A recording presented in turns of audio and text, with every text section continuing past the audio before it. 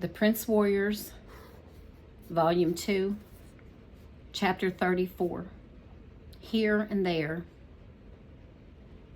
Ahoritas, the Quarton, 4:25 p.m. More stones, more strange letters and designs. Evan raced to fit them together. The Quarton walls shook and trembled, dropping dust and pebbles on his head. He didn't feel them, though. His helmet seemed to deflect not only the voice of the enemy, but the impact of the falling debris as well. Yet the quaking was getting worse. He was running out of time. He kept arranging the magnets, figuring out how they fit together. Hurry, hurry, hurry. The message or writing or whatever it was still made no sense to him. He only hoped he was on the right track. This is what it's looking like now. There it is.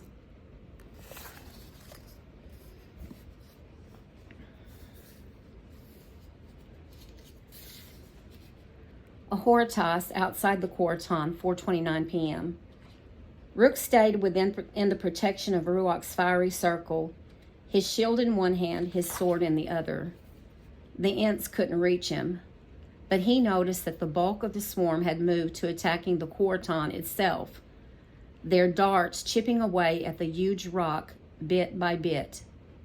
The enemy may not be able to get to Evan, but if he destroyed the Quarton before Evan could open it, the Ents would not be captured or contained, and Evan might never get out. Don't give up, Evan, Rook said to himself. Don't give up. Ahoritas inside the Quarton, 4:29 p.m. I can't do this. Evan leaned back from his work and stared at the incomprehensible message taking shape from the magnets he had fit together. Even if he finished the puzzle, he still wouldn't know what it meant. If this message actually contained the secret of how to open the Quarton, he wouldn't be able to read it. He was tired. His fingers were scraped and sore. The shaking was coming more frequently now. Evan knew that the enemy was not happy with his progress. Sweat curled in his eyes. He could barely see what he was doing anymore. What's the use? He said out loud. I can't do this. It's too hard. I'm not smart enough. His breastplate brightened, the orb spinning, churning out another message into the air before him.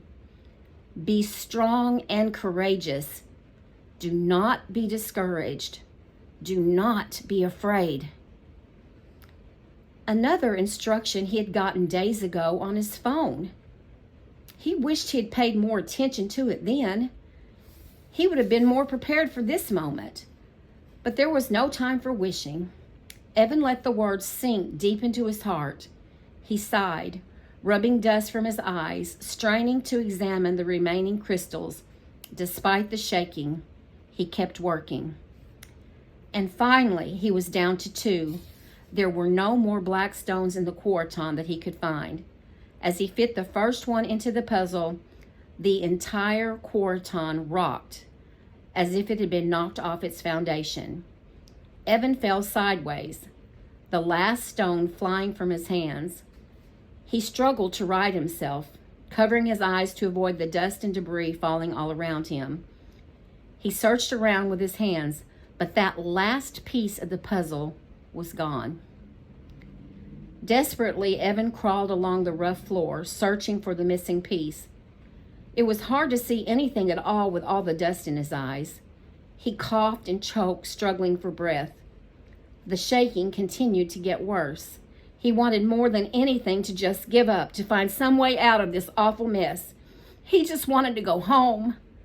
But then he had an image in his mind of Brianna sitting by herself in the rec center, sad and alone. Something had gotten a hold of her, that thing, that cipher. He rose up, balling his fists in anger. His friend was in trouble.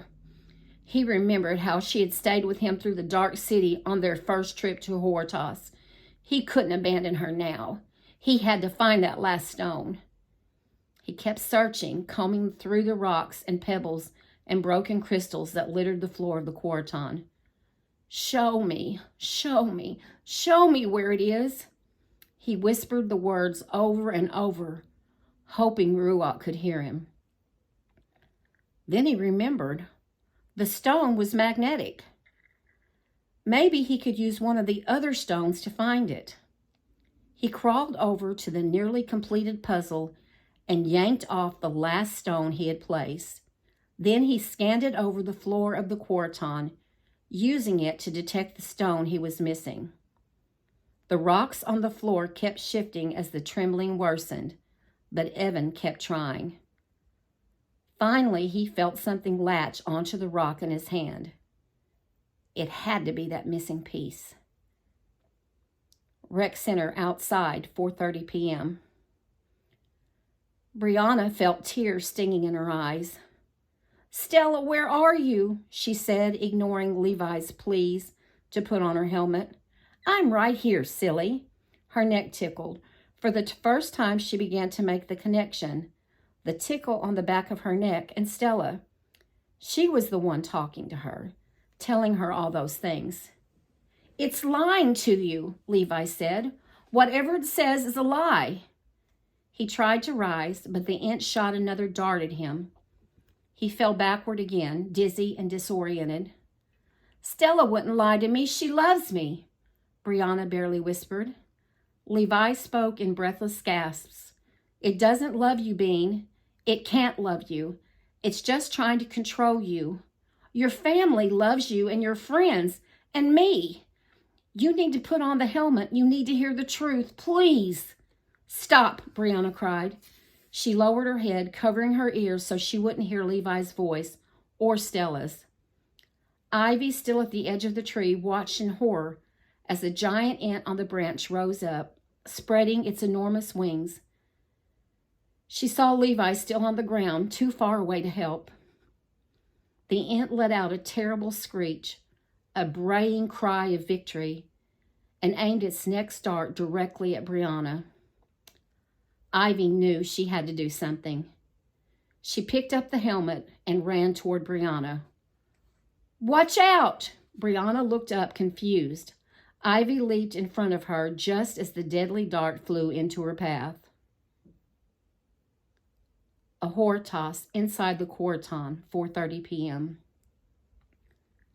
Evan quickly scrambled back to the puzzle, the two final stones in his hand, and placed them at the end of the puzzle. As he did, the shaking suddenly stopped.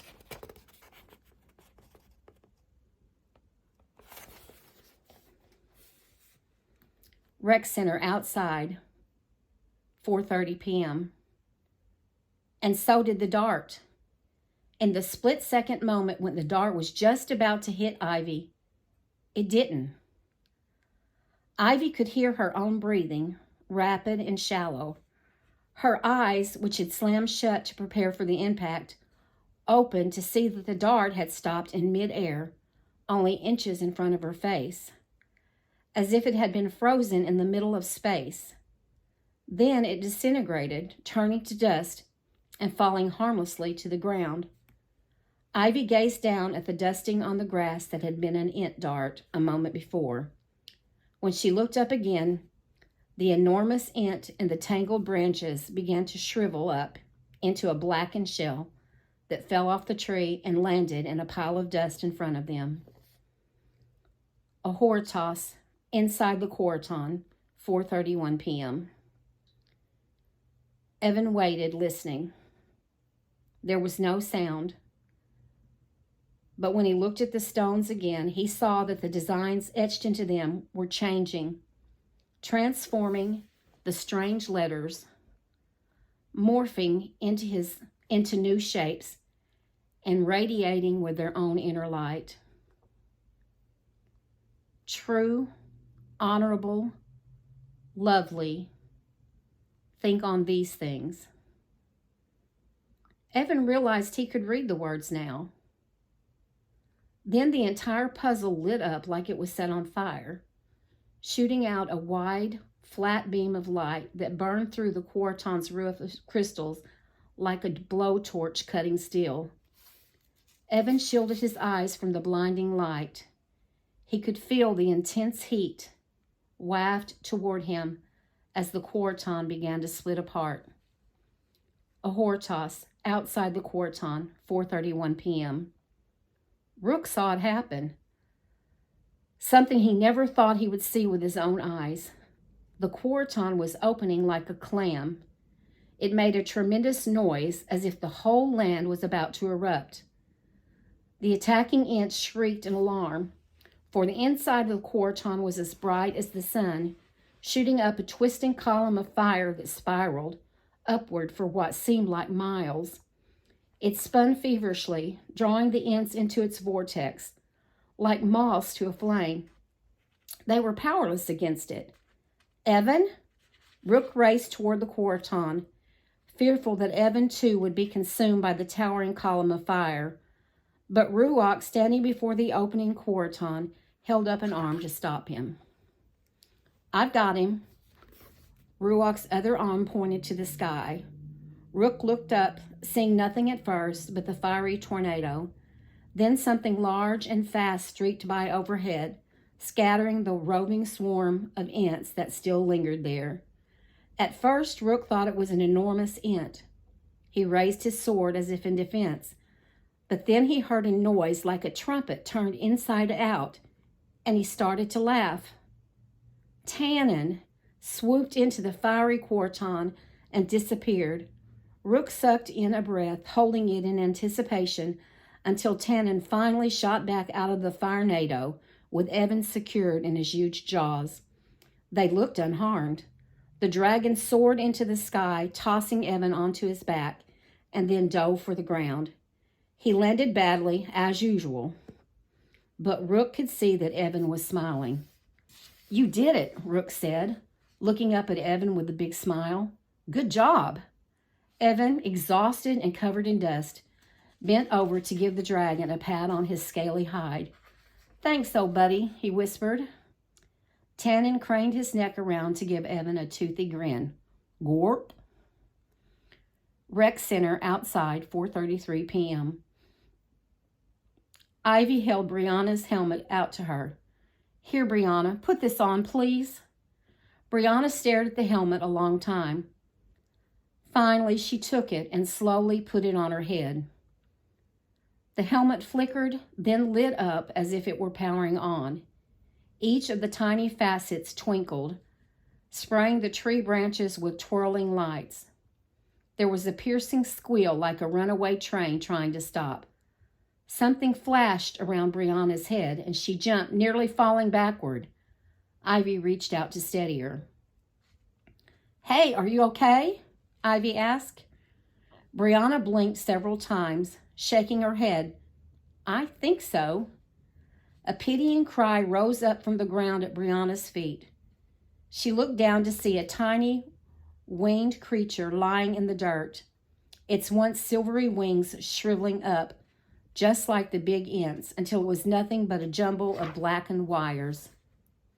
It's the cipher, Ivy said, nearly breathless. It's dead. Stella, Brianna said, staring down at it. Then she looked up at Ivy, her eyes soft, like she might cry. Ivy smiled at her. Welcome back. Brianna turned to look at Levi, who had risen and was moving toward her slowly, one hand over his breastplate. He looked like he was in pain, but he was smiling. You okay now, Bean? I'm fine, Brianna murmured. She looked once more at the mangled wires that had once been her friend. Then she heard a new voice in her ear, clear as a bell, sweet and soft, a voice filled with music and love. True, honorable, lovely. Think on these things. Rec Center inside, 4:33 p.m. "What's happening?" Xavier shouted. Something was happening. The swarm of ants that had engulfed the center appeared to be lifting, relieving the pressure on his and Manuel's shield. Mr. J.R. and Grandpa Tony stopped swinging their swords, gazing in awe as the massive cloud of ants was sucked out of the rec center through the broken windows. The horrible insects screamed in terror as some unseen force suctioned them back toward the holes in the ground outside. Both boys retracted their shields and ran to the windows to watch as the black spinning swarms went down into the holes, which sealed up as if they had never been there at all. Ahoritas, outside the Quarton, 4:33 p.m. The sky above Ahoritas split apart, revealing a dark hole from which a twisting black cloud descended, plummeting toward the firenado that raged from the open Quarton. "What is that?" Evan shouted as he slid from Tannen's back. "The ant swarm from Earth," Rook said. "The Quarton is trapping them." Before long, Evan could see the ants shrieking and fluttering furiously, unable to get away from the irresistible force of the Quarton. "It's like your leaf vacuum," Evan said aloud. Rook laughed. "Yeah, a little bit like that." The Quarton itself trembled and roared as it captured the ants, like a monster swallowing a flock of birds. Then it began to close, two jaws snapping together, making the ground under Evan's feet shudder. It sealed up just as the last ants, still shrieking their skin-prickling cries, disappeared inside. Then all was quiet, like every bit of sound that had been sucked into the rock along with the ants. Evan took a deep breath, relaxing. It was over. The ants were trapped inside the Quarton, and it was sealed. "Is that it?" Evan asked, hoping he'd been fast enough to help his friends. "Not quite," said Rook. "Wait for it." The Quarton started to shake, as if all the ants inside were trying to escape. It rocked this way and that, breaking away from the ground with more deafening rumbles. Evan and Rook were swept off their feet by the shaking. Tannen cried out, "Gorp!" and hunkered down, lowering his head to the ground. Finally, the entire boulder broke away from the ground and lifted into a red-gold sky, floating toward the other large, lumpy objects that hovered there. And that's when Evan realized what it was. "A sky pod," he said aloud. "That's what those things are." "Very good, Evan," said a deep voice. Evan turned around to see Ruach standing behind him, his arms folded into his sleeves. "Rue," Evan said, "where have you been?" "Here and there." Ruach made a noise that Evan thought might have been laughter, but he couldn't be for sure. Rec Center, inside, 4:34 p.m. Grandpa Tony charged through the back door carrying his sword as he ran out onto the playing field toward the beech tree. He didn't have to go far. He stopped when he saw Brianna emerge from under the tree with Levi at her side. They were both smiling. Brianna saw her grandfather and flew into his arms, laughing and crying at the same time. "Grandpa, I'm so sorry." Brianna backed away suddenly, staring in wonder at her grandfather, his armor, and his sword. "Grandpa, are you?" Grandpa Tony chuckled.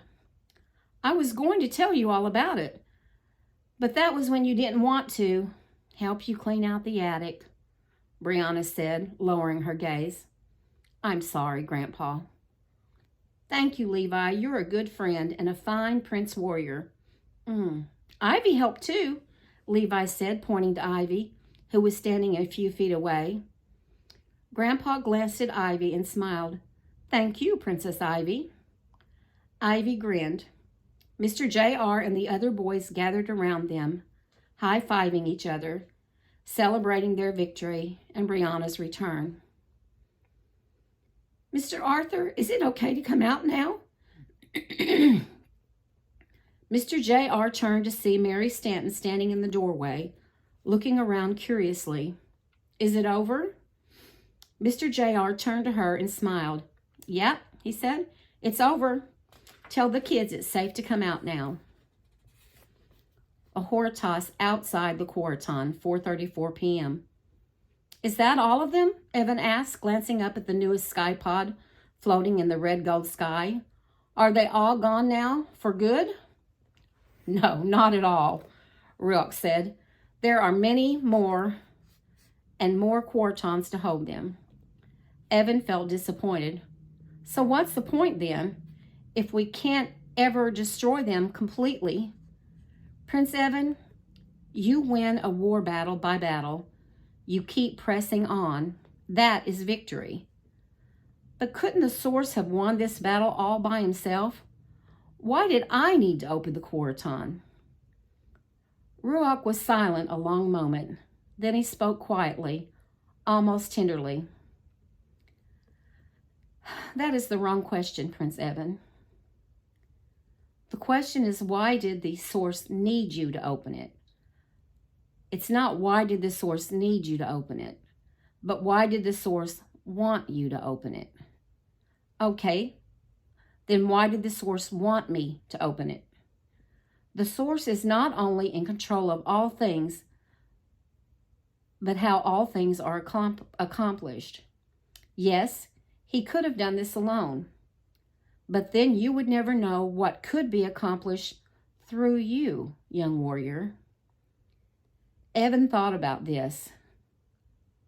"So that's why he doesn't just fix everything here on Earth. That's why he doesn't win our battles for us."